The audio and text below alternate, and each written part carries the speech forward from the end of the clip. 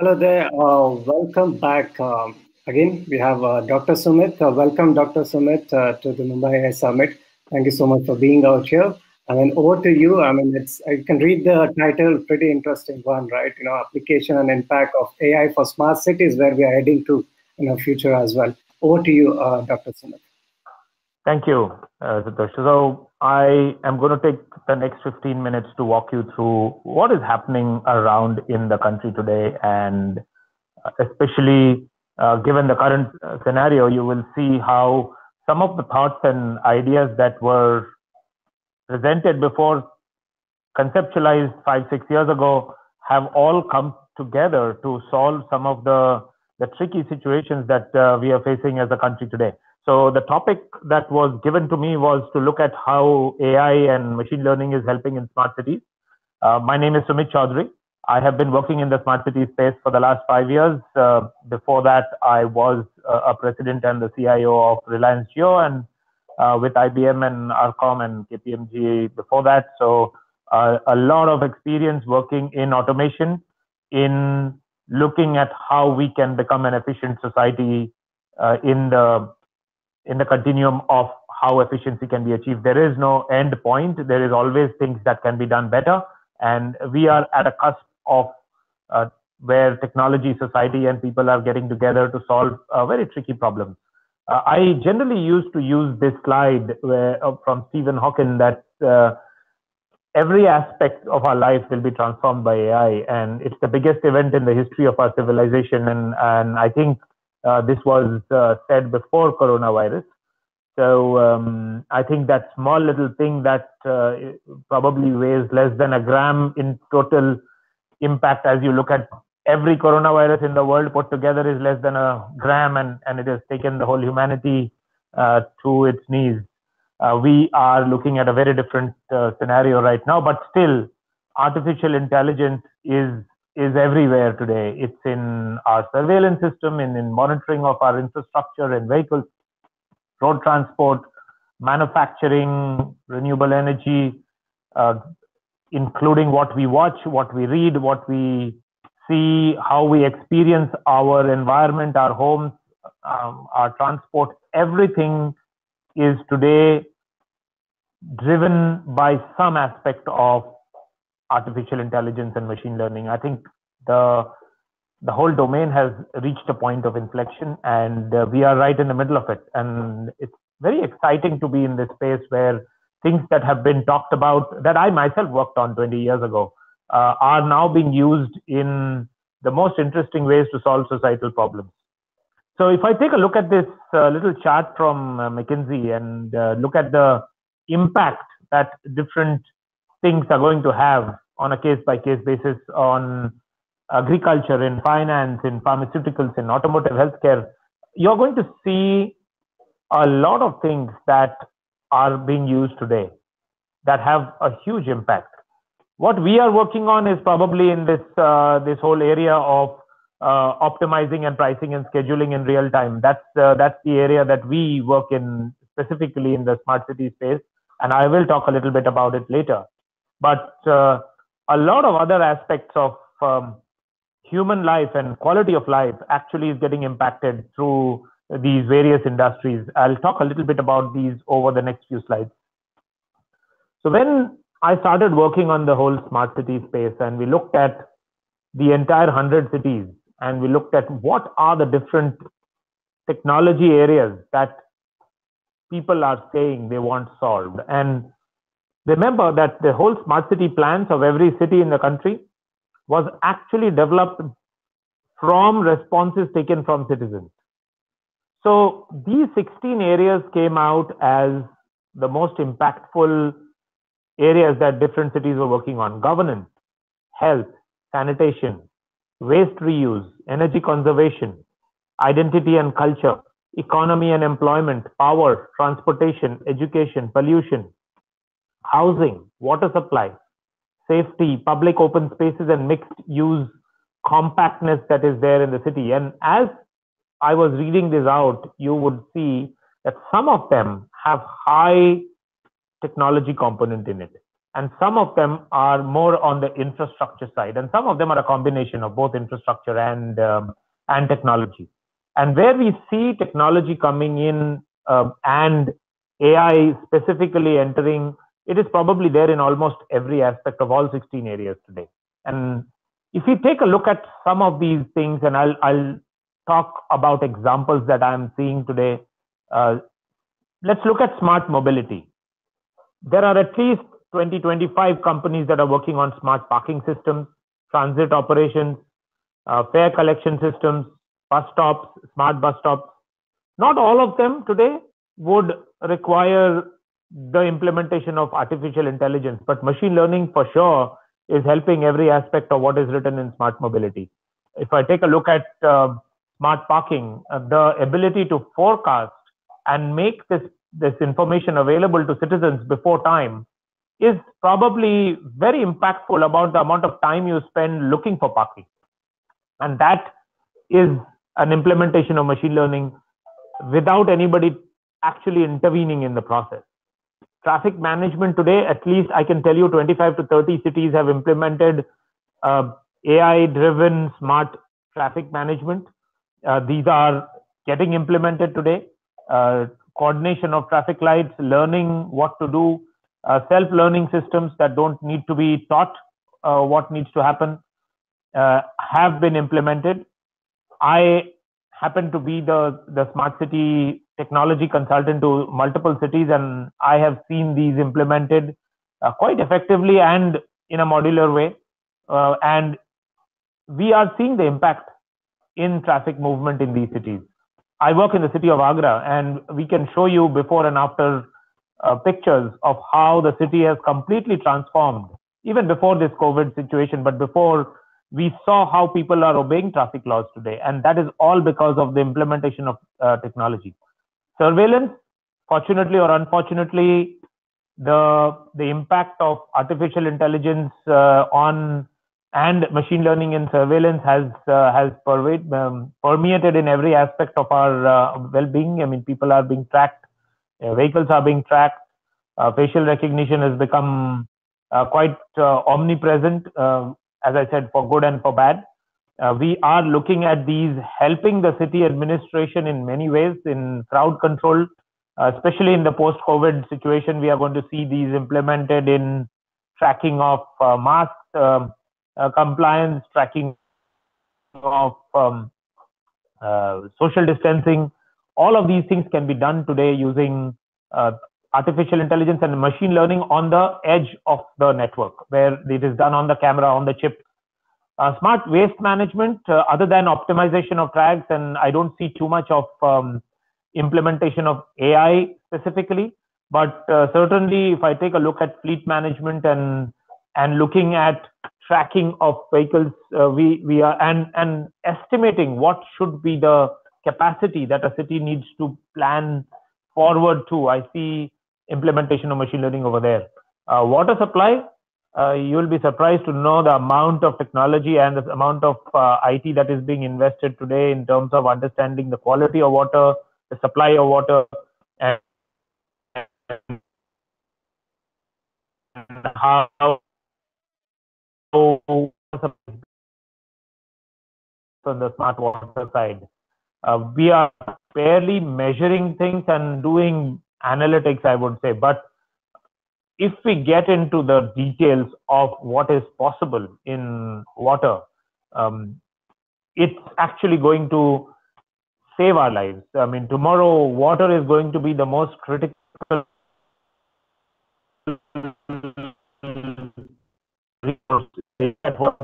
impact that we have had in the supply of water for our cities. We'll be shocked, and therefore a lot of technology needs to go in there to help us manage this really scarce resource better. There are many more technologies that got implemented as part of the whole smart city plan. Yeah. Smart wastewater and sewage management. Sorry, Mr. Sumit, I think your presentation dropped off. Can you reshare the screen again? Okay. And then there's a little network glitch, so maybe you can mute your camera and then do it with your voice. after sharing the Okay, screen. let me. Sure, sure.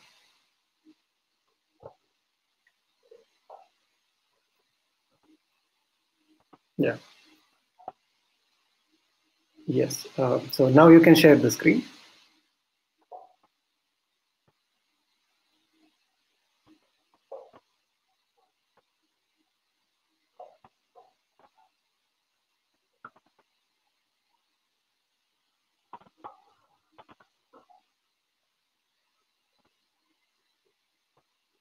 Is that better now? Yes, yes. So yes, yeah, perfect. You can just put up the presentation mode and start over.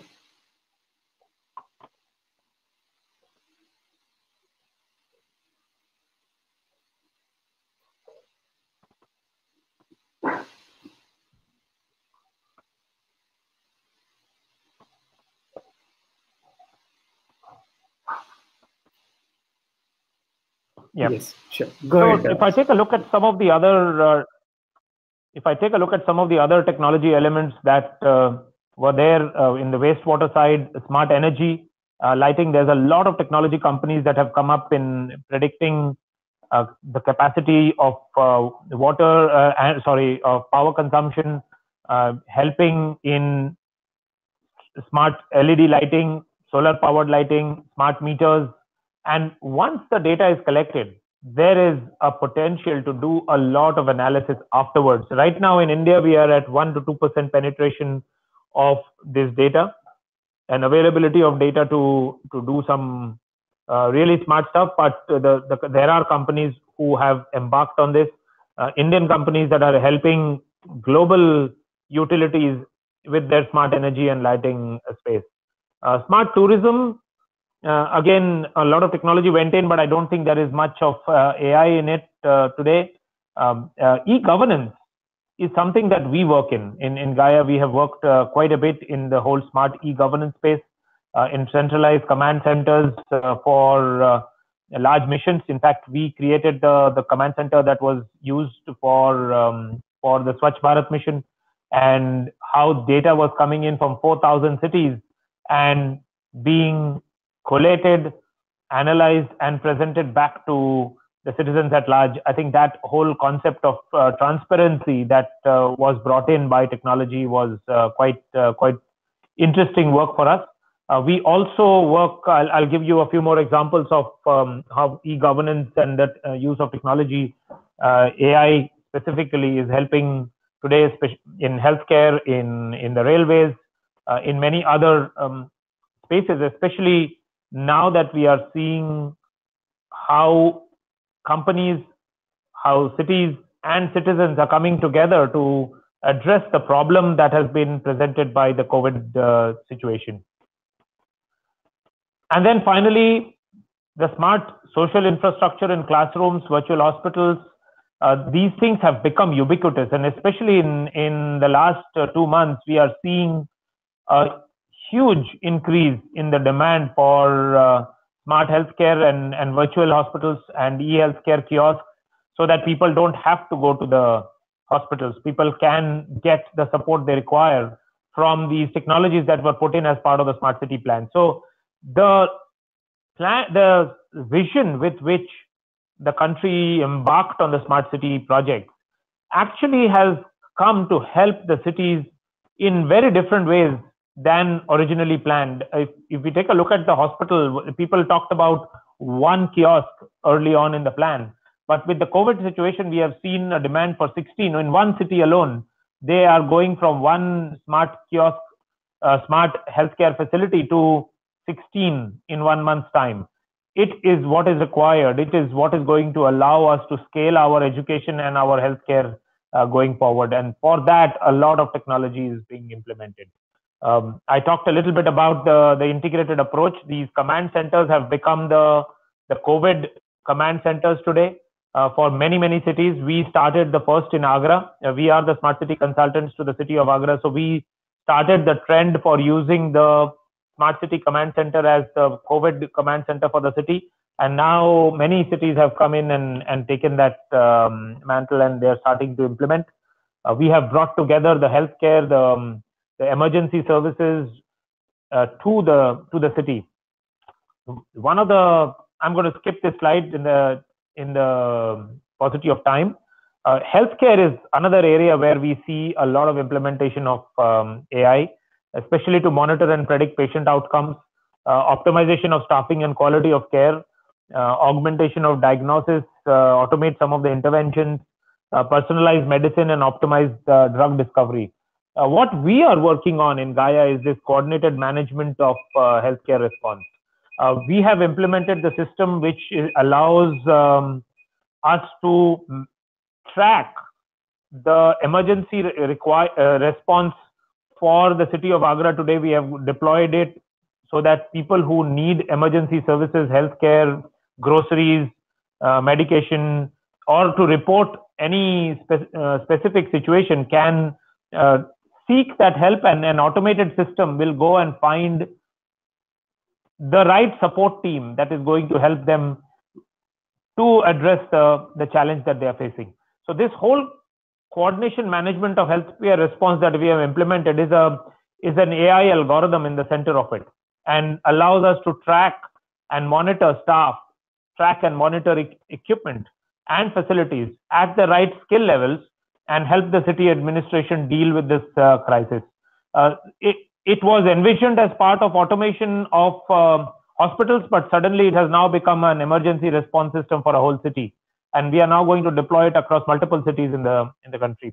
We are also working for railways for real-time of service management. Again, implementation of AI has been done for that to look at biometric attendance, inspections, feedback, inventory, service level management, grievance.